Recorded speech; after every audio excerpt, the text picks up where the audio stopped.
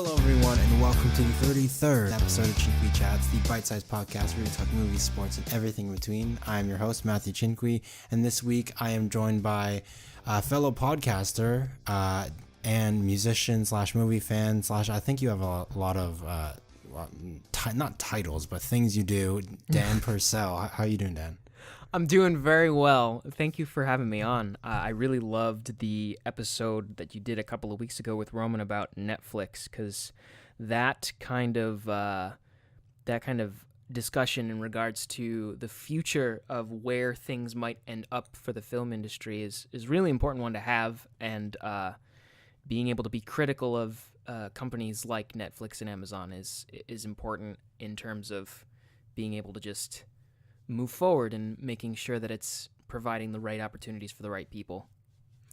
Yeah, and you know what? After I took a film class, an American cinema class last semester, and I got a little bit more insight into the history of film, the studios have always kind of been reluctant to change. And if they don't really look out for some of the big changes that are coming, and I have my criticisms of the online platforms, but that's just because I know that they can. I feel like a disappointed parent. I feel like I know they can do better. I know that they do have the power to really take over the industry in a way that they are almost squandering their opportunity right now. They have so much more they can do. Yeah. So yeah, I'm really hoping that there is a big push forward, and I think that either way, even if they don't kind of quote unquote smarten their act, something big is gonna change in the studios, because even now you look, the ticket numbers are down. Just overall, I mean, you have the anomalies like Black Panther and whatnot. Well, I guess maybe it's not an anomaly, but you have movies like Black Panther. But overall, I think box office sales are just going down. For sure. Just for the industry. So something is going to change. Something is coming up on the horizon. I just don't know what. Yeah. That's the most exciting thing, to be honest. Like, whatever it is, it's going to be exciting for people who make movies and people who are fans of movies and people who are critics of movies. Yeah, exactly. I welcome change, because if it's all the same, then it gets boring after a while. Yeah, I totally agree. However, there is something to be said about movies that comfort you, and that is the topic of this week's episode. I am a master in transitions, as you can see. That was an excellent segue. That was an excellent segue, worthy of a JTE segue button. Yeah, so I'm actually not 100% sure where I came up with this topic this week.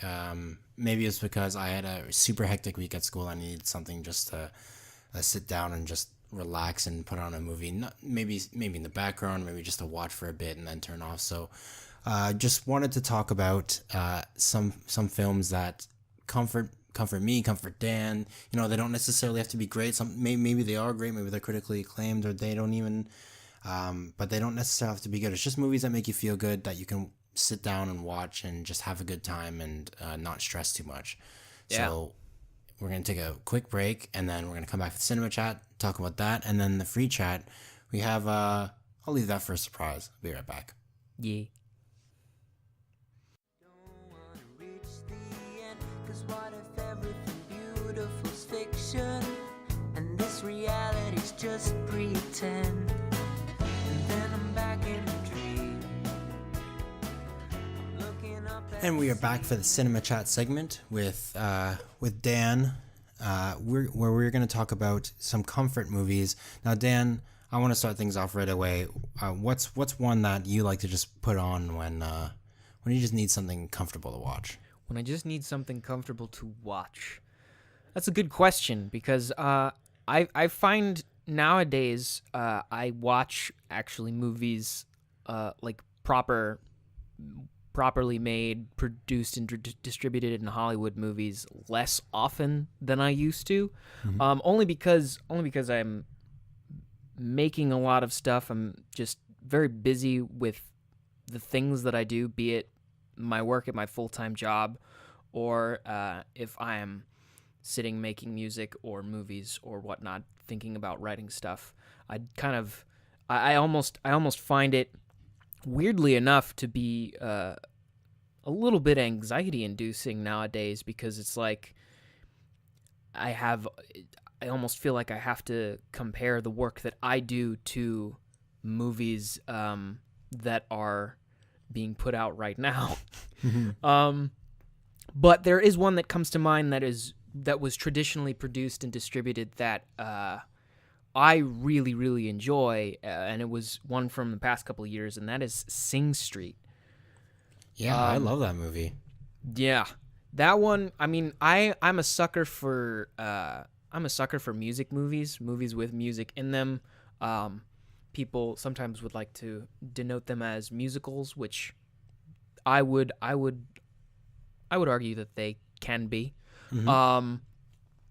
But I'm a sucker for that. Like I was really into Guardians of the Galaxy when that came out, and this one, in where like a lot of the music drives the forward motion and the narrative of the film, and sort of infers and it sort of allows us to infer the mood and the emotional states of the characters as the narrative's unfolding. I think it's a really, really nicely crafted movie in that sense, and it's really sweet.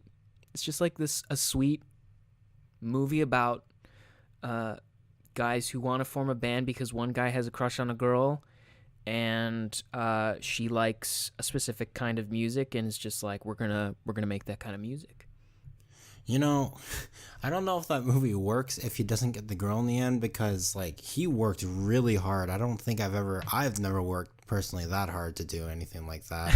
So I'm really happy for I believe his name's Connor in the movie. I should know that because it was one of my favorite movies of 2016. Connor Lawler. I'm really glad that it worked out relatively well for him in the end, assuming that he didn't get like hit by a ship like sailing or whatever. Yeah, at the end of that movie where they're just like, we're gonna go sail to London in a small tiny boat. That was where it was. I'm glad that it was in that part of the movie where it went off the rails. Like if it went off the rails like maybe like a half hour before, I would have been like, maybe this isn't a good movie. Yeah. But it just goes into complete like imaginatory, like we're just gonna go for it at the end. Yeah, no, 100%. It reminds me of, this is so off topic. It reminds me of, did you catch the Florida Project from last year? I didn't, although I've heard great things about it. Okay. Do you mind if I give a little minor spoiler about the end? Go for it, because I saw that Nerdwriter piece on it, so I think it's already like relatively spoiled for me.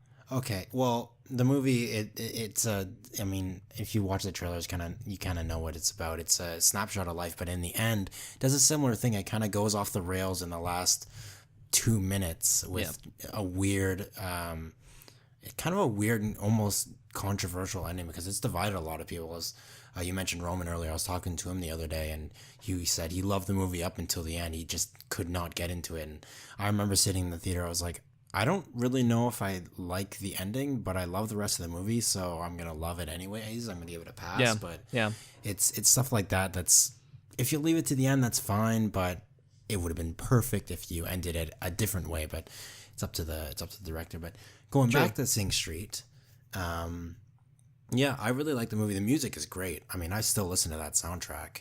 Oh my goodness, yes, all the time. It's one of the more recent movie soundtracks that just is like, it's easily re-listenable. Yeah, and the director John Carney he's a guy who's really known for injecting music into his movies. Right. I mean, all of them have been musicals. I don't really want to call them musicals because I guess there is an argument you could say that they're musicals, but well, it's interesting because Once was turned into a musical. Yeah. So it's I think it's possible within the realm. Like I would totally go and see a Sing Street musical. Yeah, so would I.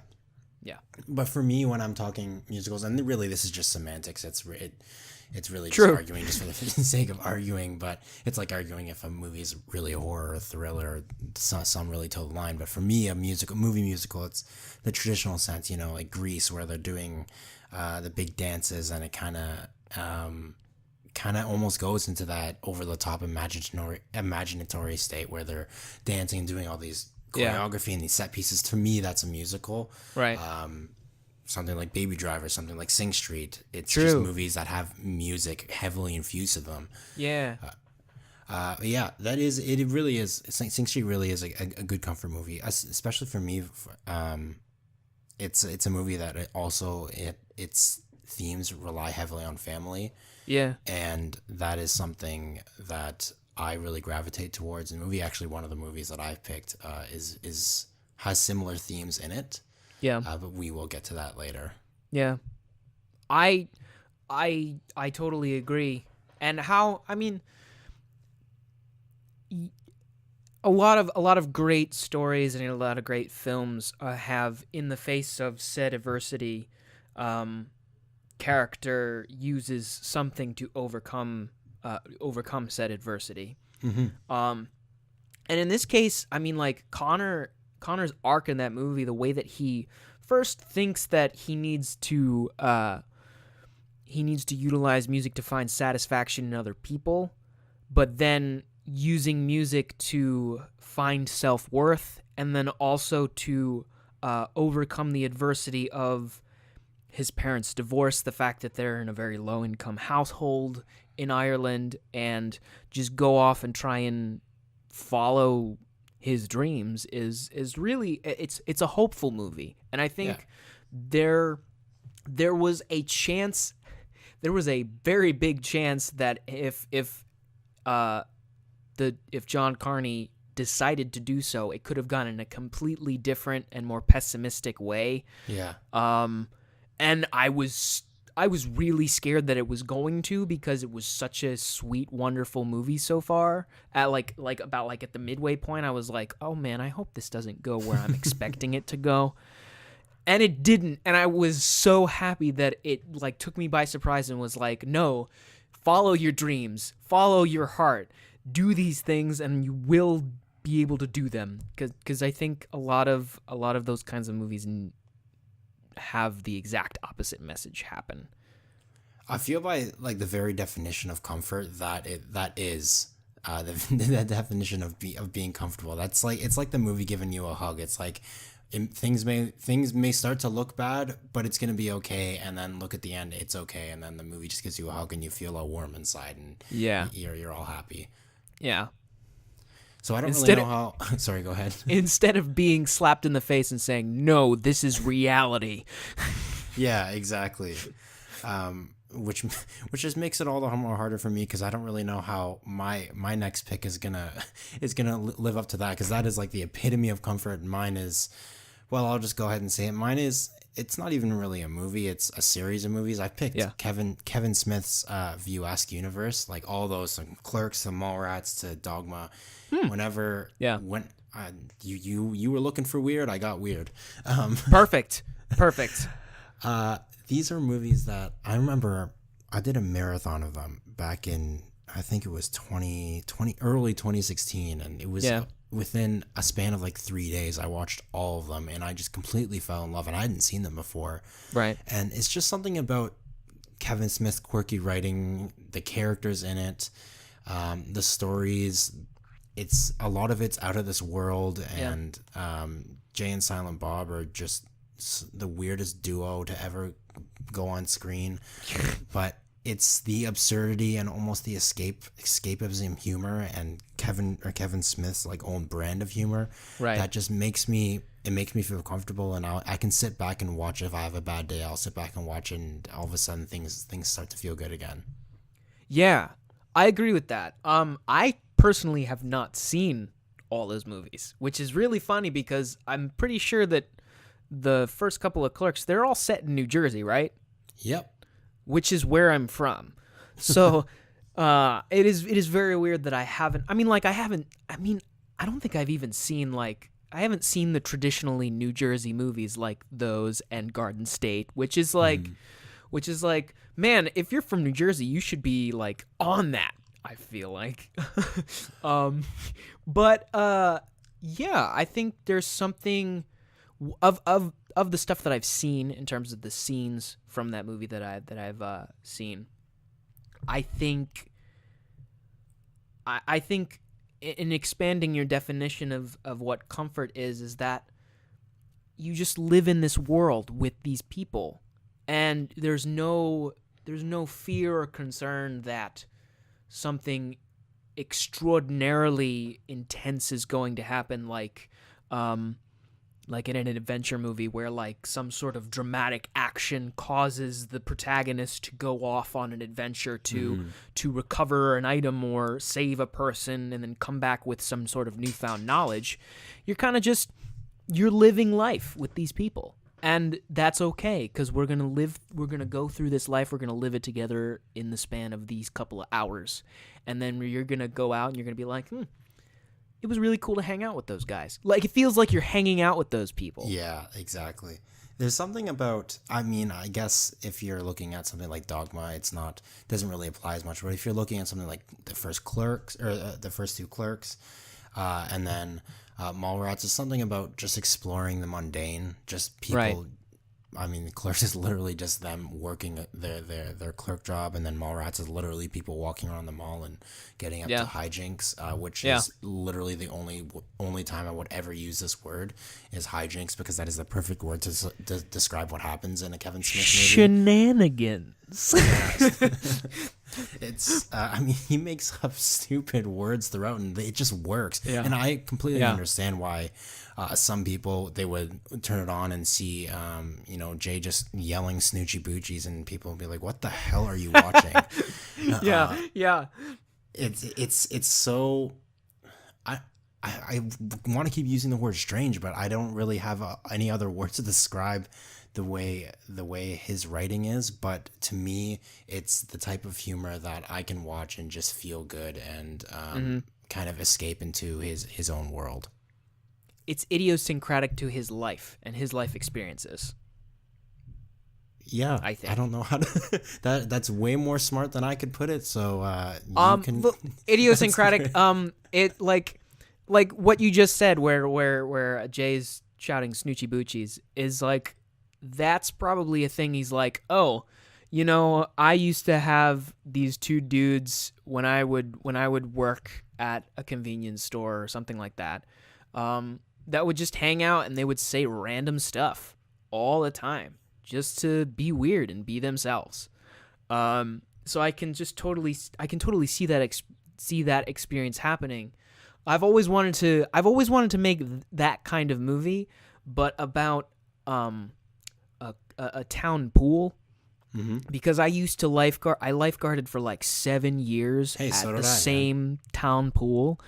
So that there are then there are so many of these regulars that show up, and they're the wildest cast of characters that just exist, and you're surprised that they exist, and they're that particular, Mm-hmm.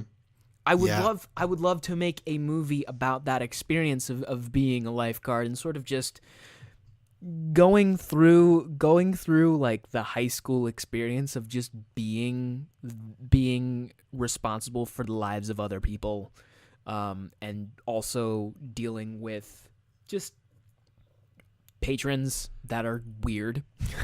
I'll tell you right now, Baywatch is over the top in terms of its drama. The TV show, in terms of its drama between lifeguards, but the basis isn't wrong. So the life of a lifeguard is very, very strange.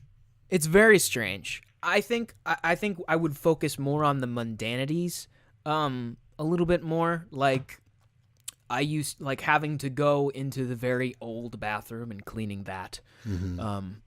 That was quite strange, just to walk in sometimes in the bathroom and trying to clean that. Just having those experiences that are so particular to a life that has happened, a life that has existed before. And I think that's what the appeal of something like Clerks and those characters like Jay and Silent Bob are to culture. Yeah. And That's pretty smart. I don't really know how to put I don't really know how to follow it up other than I think they're really funny and stupid too. And I like their dancing. Yes, that is true. That is also very true. They are funny. They dance. Very funny. They are the funny people. Let's finish up the Cinema Chat segment with another one of your picks. Yeah, man. So I'm gonna go completely left field and pick a random video from the internet, because what I do is I watch movies on the internet a lot because there are so many.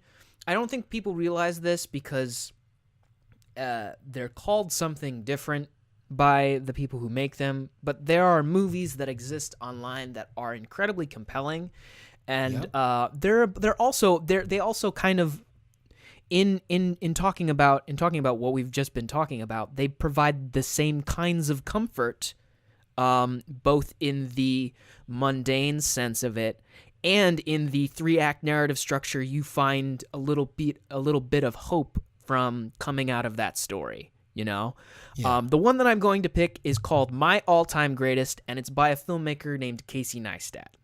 Okay. And basically, what happens is over the course of like 10 to 15 minutes, you watch Casey dress up in a construction person's uniform, like a fake construction person uniform, because he's trying to sneak into a building. And as he's sneaking into a building, you find out that he's trying to recover a drone that he lost, and he ended up of course it's a finding drone. out. He ended up finding out that the drone had landed on a building, and it was still there and it was still intact. So he was trying to figure out a way to, 1, get to that building, 2, recover the drone from that building, and 3, try to do it without breaking it.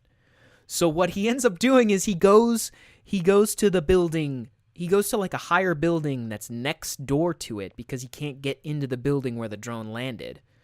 He takes like this he like assembles this super long like wire with a hook to hook the drone on, and then the second and third act, or second and third act of the video or the movie is him lowering the wire down to the drone, trying to hook it on, and hooking it on is like the end of the second act where you're like, he's got the drone, and now he has to pull the drone back up to try and get it. And so you're just sitting there on the edge of your seat just being like, is he going to get this drone? And you're in it. You are in the situation with him. It's like such a boring, mundane situation of, I have to go and recover a drone. But the way that he frames it and presents it makes you want to see him get the drone. And he does in the end.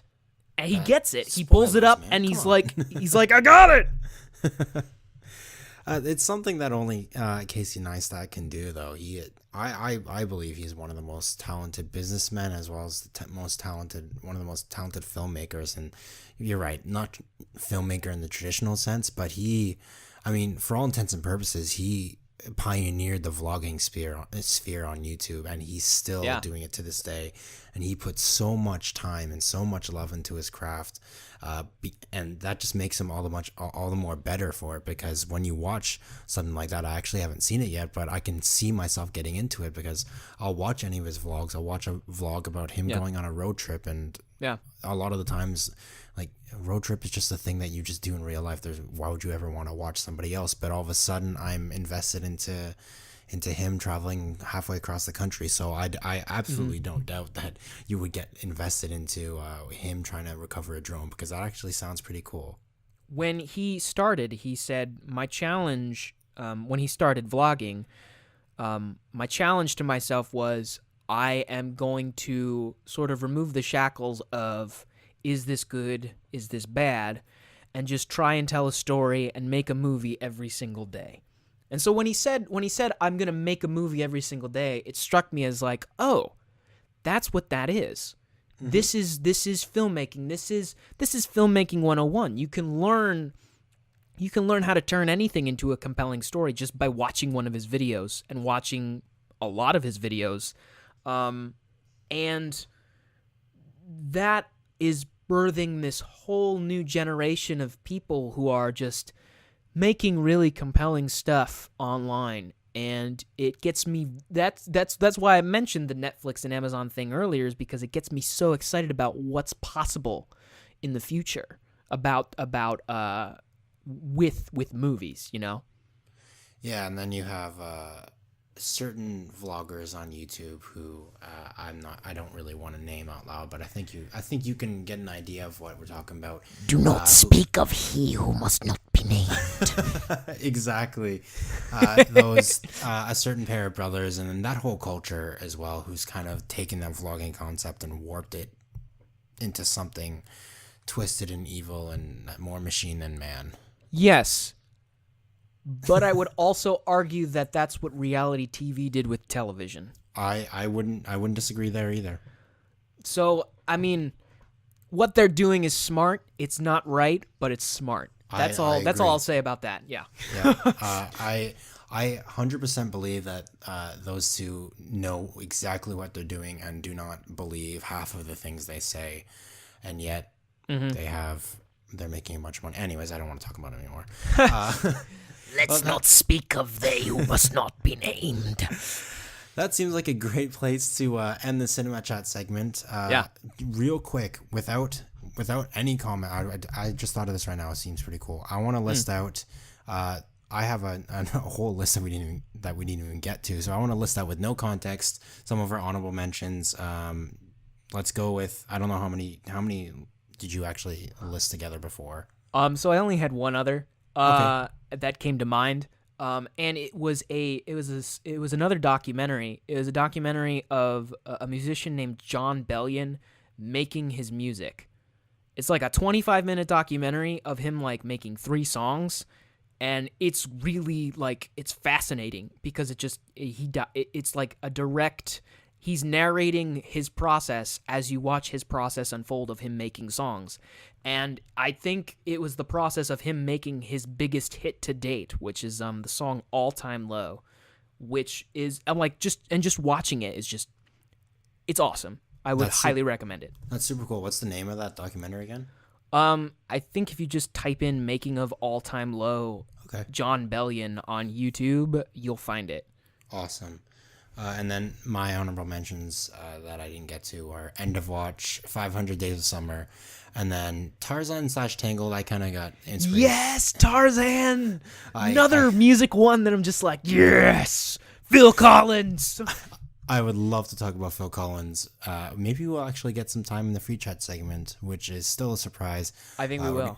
We're going to take a quick break, and then we're going to get right into it. Definitely talk about Phil Collins. Sweet.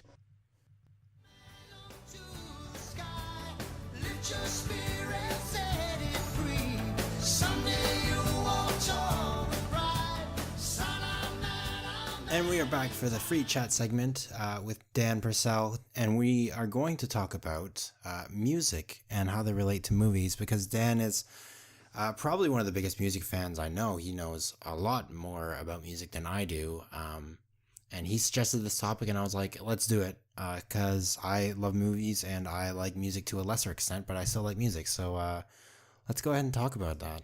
Yeah. It's great that it's already sort of been the driving force of the conversation. Mm-hmm. When we talked about Sing Street and that whatnot. I mean, there's so much that's, I think, still left to be done in terms of pairing music and movies together. A lot of great movie musicals and a lot of great movies with music have music that is able to pair effectively with the emotional context of what we're supposed to be feeling as the characters are going through something, whether that be in a score, a traditional score that's symphonic, or pop music. And I gravitate towards that so very much, which is funny enough, one of the reasons why when you said Tarzan, I freaked out so much.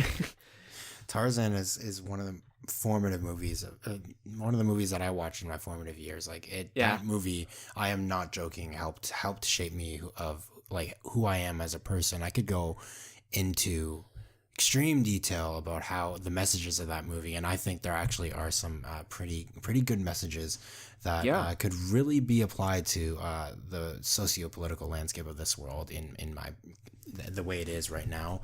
We're not going to get into that right now, but we can talk about the music. I can totally hear it. I hear it. I can see it. Like everything that, it makes total sense.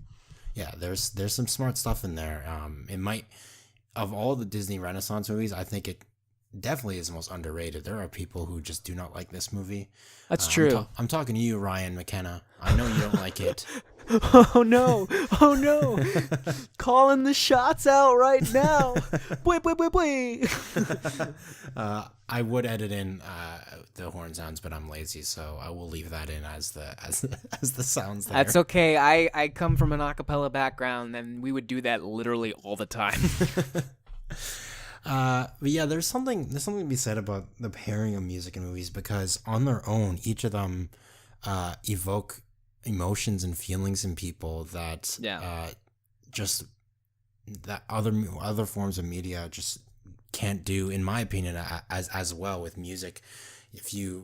There's times where I'll be going through my playlist or whatever and come across a song I haven't heard in years, and all of a sudden I'm back in 2012 and I'm in high school. Yes. Or I'm watching a movie and I remember talking about Tarzan. I remember sitting down and watching Tarzan every day as a kid, and pairing those almost. Sometimes it doesn't work, but a lot of the times it just amplifies both emotions and just makes them better. And name a more iconic duo than music and movies, I guess. Yeah, dude, Two Worlds, One Family just throws me right into the feeling of like watching Tarzan and being like, and just like a paradise untouched by man. You know, it's just like that. That's the vibe and the feel. Like they set the tone so well right off the bat with that song. It's so like you get the feeling and the whole encompassed perspective of what this movie's supposed to be about, just from that one song. Yeah, the song essentially serves as the prologue, and it does it so well in such an effective way, because within the span of 2-3 minutes you get the birth or the life and death of his parents, and you really feel it, and then as well as the backstory for the gorillas as well, and you get that. Yeah. And then you feel that, and all of a sudden you feel like you know these characters already. Yeah. And I mean, if you want to get a little bit deeper, it also sort of acts as an overture for the entire film, because the concept of two worlds, one family, the fact that Jane and Clayton come and they're just like one of them is so accepting of Tarzan and his family, and one isn't, thinks they're just apes. I think that. I mean, like the fact that we get that foreshadowing right off the bat from people trying to learn from each other and becoming a family in the process is so cool and amazing. I love it. And that's something that music can really help movies with, because in another form of media, say books or something, you can have foreshadowing in the exposition, in the is it prose? That's the opposite of dialogue. I can't remember the actual term, but in the stuff that's like written in between the dialogue. Right. I think it's just called the action or something like that. Yeah. The written. It's called the action then. Yeah. You can have foreshadowing in there, but in movies, obviously, you can't have that. So music, whether it's lyrical or the score, can serve as foreshadowing with that. Some of the best scores.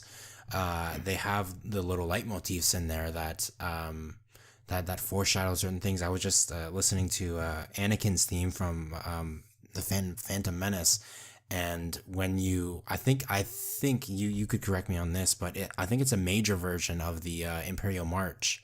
It's Is in a it? major key.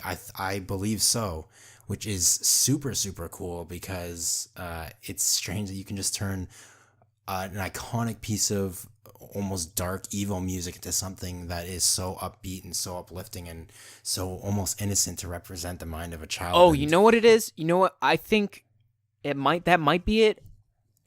I also know the other one that it's like the end theme from episode 1 is actually the Emperor's theme. yeah, I do know that. That actually creeps me out. Like just thinking about that, it gives me the chills. Just That's because so it's cool. so creepy. But John it's Williams. so cool. John Williams is one of the best storytellers of the past 2 generations. Mm-hmm. He's not just composed. He is a storyteller. He tells a story. Like the music in Star Wars is just as important, if not more important than some of the writing aspects or some of the, the visual effects. Without the music, it's not Star Wars. Yeah, and it's interesting that you brought up the Imperial March theme as part of underlying for Anakin, because I think Anakin. It's cool that Anakin had a theme of his own. I particularly don't remember it, but the fact that the seed of the Imperial March being thrown into there and like written in is great foreshadowing for his eventual succumbing to the Empire, which is this force outside of him, you know? Yeah. It's like what Williams was able to do so well was that he made themes for like forces. Like he has the theme for the Force, he has the theme for the Empire, and then within those themes, he's able to subdivide and turn it into like, okay, this is within the theme of the Force, within the theme of Star Wars. You have the theme of the Rebel Alliance, you have the theme for Han and Leia, you have the theme for Luke. Or actually, I think Luke's theme is the Star Wars theme. Luke's theme is the Force theme. I think there's some like debate within the Star Wars community whether the theme is Luke's or if it's just for the Force overall. But I think at this point, after The Last Jedi, I think it more is can be attributed to the Force. But that's getting really into Star Wars nerd stuff. Yes, I'm not sure. I'm confident that the Force theme is just for the overall idea of the Force, and that Luke's theme is the theme of Star Wars, like the main theme that opens every movie. Yeah, I would. I think there's some moments in A New Hope that reflect that actually, where it's been a while since I think I haven't seen A New Hope in over a year, but there's moments in there where it plays a light or like a lighter version. I think it's just on like a clarinet or something like that. Yeah. Of the opening overture. Yes. The point here, friends, is that Star Wars has so much depth to it in terms of musical and emotional levity that you guys need to go back and watch them. For about the 10 millionth time, because you get something new every single time. Exactly. And that just goes to serve how powerful music can really be in movies. Yeah. And vice versa. Movies can really make a piece of music stand out all the more. I mean, just thinking of Almost Famous, probably one of the most iconic scenes from that is the Elton John Tiny Dancer scene where they're singing on the bus. And when I hear that song, even just out of context, I think of that movie now, and they serve. It's almost like if they were a living thing. It's almost like a symbiotic relationship. They both help each other, and they both feed off each other, and both make each other better. Yeah, like the visual image enhances the experience of the song because it takes you back to that moment. Like what you said before, where it was like songs can put you in a direct frame of mind from wherever it existed in the past. Like you can picture exactly what you were like and who you were when you were listening to something. And I think that's one of the coolest things. That's one of the coolest things about music. What I'm interested in terms of the future of that kind of stuff. We've had music that accompanies visuals and movies. We've had movies about music's the making of music, and the performance of music with all the concert documentaries and whatnot.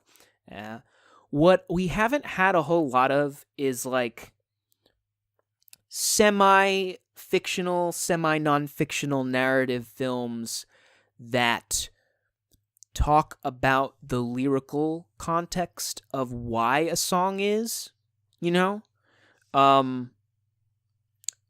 It's an idea that I've been throwing around with music that I've been writing, but like, what if there was a song that came out and there was a movie to accompany that song and the idea behind the lyrical context of that song? Like, why did I write this song the way it was? That sounds super interesting, and just because, I mean, just the fact that I can't think of the top of my head of something even that could remotely tackle the similar subject in movies is actually cool, because that means it sounds like a great idea that nobody has made before, and that's something original that maybe we could see in the future. Yeah. Nonfiction documentary and where detailing the process of why a song is, the meaning behind it, would be really cool. And then it also reminds me of a post that was posted in Movie Talk by Movie Fans, which is a forum on Facebook that both of us frequent. There was a post recently that asked, build a pitch around the lyrical context of a song, like a narrative fictional film. And I think that really hasn't been done a whole lot either. You know? Yeah, you see a lot of adaptations from, books or comic books or whatever, but to hear them adapting a song could actually be interesting. Actually, there was when in that group, we used to do our own little movie wars thing, and I think there was a question, what song would be, I think this actually might be before you joined the group, what song could you turn into a movie? And my pick for that was Stand by Eminem. I think that would make a fascinating movie. Yeah, that would be awesome. The one that came to mind for me, but I didn't want to use because it felt very cliche, was Hotel California. Yeah. And then going way, way into like my absurd high school taste in music, there's a progressive metal band called Dream Theater that made an entire album that plays out like a movie. It's a concept album that plays out like a movie, similar to like The Wall, you know? But it's just an album, and it's called Metropolis Part 2, Scenes from a Memory. And it's about this guy having flashbacks to a previous life, and him talking to a therapist about it, and him just constantly flashing back and forth between his lives, and coming to terms with the fact that he has lived another life prior to this, which I think was a cool thing to delve into, and which could be cool reflected as a movie, much in the same way that I think The Wall and Tommy were, I believe. Well, that sounds like a super interesting concept to kind of dive into, or I'll definitely have to check out that album in the future, but unfortunately we have run out of time. Yeah, it's all good. We ran out of time a while ago, but the conversation was so good I wanted to keep going. Dan, where can they find you? I know I'm not actually sure. I was a big fan of your music podcast. I'm not sure if that's still going or where it's at. Where can people find you? Yeah, my former music podcast is Vital Vibrations, which I made 6 episodes of. You can find that on the old Geek Pulse Radio page. I don't know if they still post there, but the 6 episodes that I made still exist up there, so you can go give them a listen if you so desire. I don't know if I'm going to start that back up, or if it's going to show up eventually down the line as something new. I've been debating it, but we'll see what comes of that. I'm always making stuff. I'm a maker of things. I like to call myself a professional storyteller, because everything sort of comes back full circle to the idea of, if you don't have a good story behind what you're making is kind of meh. So I make videos online. I sing cover songs. I'm looking to write original music. I am making short documentary films about my life. I want to expand those out to other people's lives and moments in time that happen. I want to make narrative, documentary, whatever, whatchamacallit. But anyway, where you can find me mumbling about those things, my social handles everywhere are at the DPURCELL. At the D Purcell. Everywhere. Instagram, Twitter, Instagram, Twitter, Snapchat, all those handles. And then my YouTube channel is youtube.com/Purcell, Purcell 73. Oh, Purcell 73. YouTube.com. Yeah, that's where I'm at. I'll for sure put all those links in the description just for easy access, because I know from someone who has a complicated last name, I'd rather just let people click links than try to spell it out for people, because that is very true. that is from 21 years of experience trying to spell both my first name and my last name, which are a complicated matter. Yeah. But for those of you who made it all the way through to the end of this long episode, thank you for listening. Yes, thank you very much. You guys can find me on Twitter at mchinquee96. You guys can check out my new website, matthewchinquee.pagecloud.com. I'll probably try to get a proper domain for that in the future, but I will definitely leave the link down there. There will be hopefully a blog post accompanying this episode coming out within the week, and check out all my other blogs there, and go to the podcast page on desktop and hover over the Black Panther thing, because it glows and I'm really proud of that, and I spent a long time. Nice. So I just want people to look. You don't even have to click on it. I just look at it and it's cool. Anyways. I'm super easily amused, as you guys can tell here. I want to thank Dan for coming on again, and then for next week, or until next time, I'll chat with you guys later. Thank you so much for having me, Matt. Snitchy Boochies.